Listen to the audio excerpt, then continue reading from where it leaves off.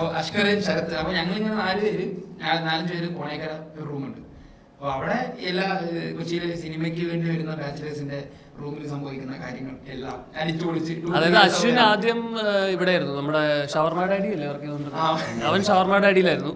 അപ്പൊ ആ സമയത്ത് നമ്മുടെ അന്യദാതാവ് അശ്വിനാണ്. ഇവൻ കടപൂട്ടി വരുന്നവരെ നമ്മൾ വെയിറ്റ് ചെയ്യും. ഷവർമ ഡാഡിയിലത്തെ ബാക്കി ഫുള്ള് റുമാലി റൊട്ടിയും ആദ്യം വന്നത് ഈ മൾട്ടിൽ കണ്ടിട്ട് കാണണം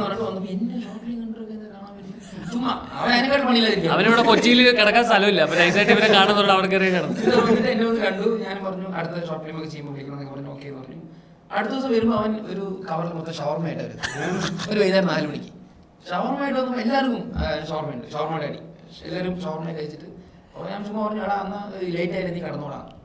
അടുത്ത ദിവസം അവൻ ബെഡ് കൊടുത്തിട്ട് പിന്നെ എല്ലാം ഷവർമ, ഒരു കവർ നിറയെ മയോണീസ്. പിന്നെ അവൻ രാഷ്ട്രീയം കളിക്കാൻ തുടങ്ങി. അതായത് ഹാളിൽ കിടന്ന അഷ്കറിനെ അവൻ എടുത്തു മാറ്റി അവൻ കട്ടിൽ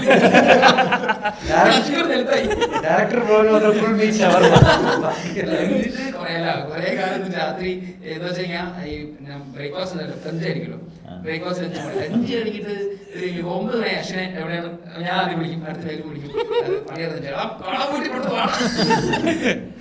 എന്നിട്ട് അവനത് കൂട്ടി അവിടുത്തെ ഷവർമയും കൊണ്ടുവന്ന് കഴിച്ചിട്ടാണ് കുറെ കാലം കിടന്നുറങ്ങി.